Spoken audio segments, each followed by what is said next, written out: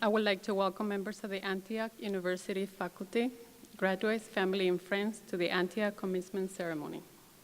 My name is Andrea Leahy. It is truly an honor to be here today and to be speaking on behalf of the 2011 Bridge Program students. I want to share a little bit about myself and why this program has been a turning point in my life.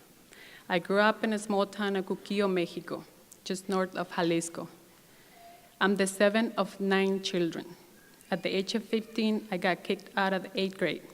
Then I went to beauty school in Guadalajara, the same school my older sister had just graduated from. I was done with beauty school in a year and got a job making less than $20 a week. I was uncomfortable taking a shortcut on my education, so with the little money I was making, I went back to school and graduated from high school. I was ready and excited to continue with college, but I was rejected 3 times. In Mexico, I needed to know the right person who knew someone inside the institution and who could put a good word for me. Otherwise, it was hopeless.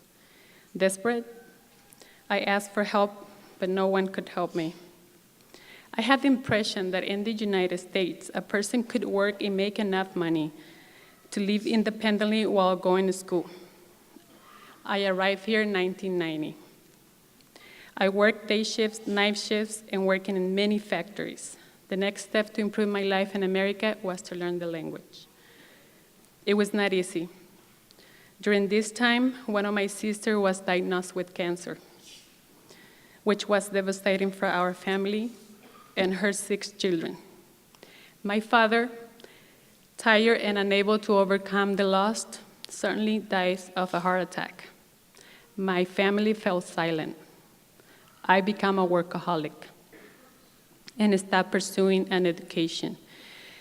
It wasn't until years later, when I became a mother, the education became more important to me than it has been 20 years before. My daughter, Victoria, is 7 years old, and I want to help her with homework. I don't want a second language or lack of education. Okay. To be a barrier in my being able to help her as a mother. I wanted to be a role model for Victoria, just like my mother is to me.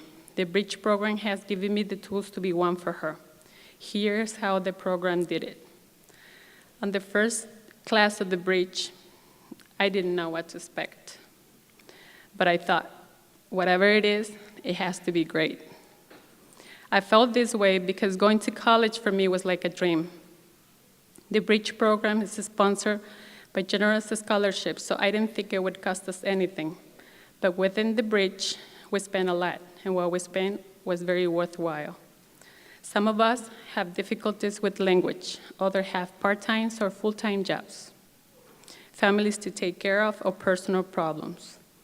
Bridge has been a gift for all of us, a gift of knowledge, hope, and dreams. For the last 9 months, we learned together as a group and grew as individual thinkers. Through our philosophy, Bridge gives us many tools to understand questions we all have about loss, ignorance, injustice, and the hard circumstances of our lives.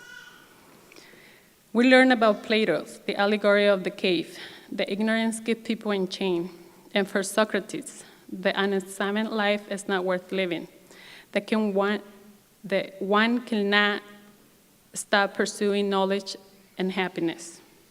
Bridge also taught us to knock on doors, to ask better questions, to contribute to humanity, and to change ourselves before we ask for changes. Perhaps the biggest lesson was trust. We learned to trust in each other and ourselves. All of these create an amazing community of learners. The tools we acquired in the Bridge programs were awareness, better questions, confidence, humility, courage, perspective. Gil, my classmate, said, we recover skills we have forgotten we had. As I'm near the end, there is something I really want to do.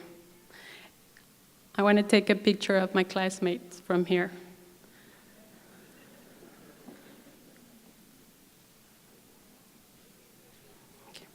Thank you.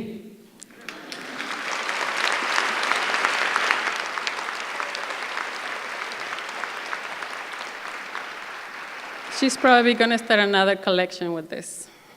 Finally, I would like to express a special thank you to Sherry Foods, founder of The Bridge, and David Tritt, The Bridge's founder director, for you believe in human equality, for the generosity and the time you took to create such a unique program. I'd like to thank Catherine Pope, director of the program,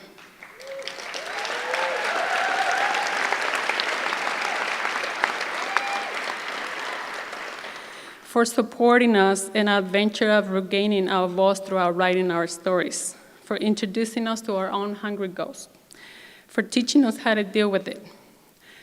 Rosa Garza Murino and Deborah Lott.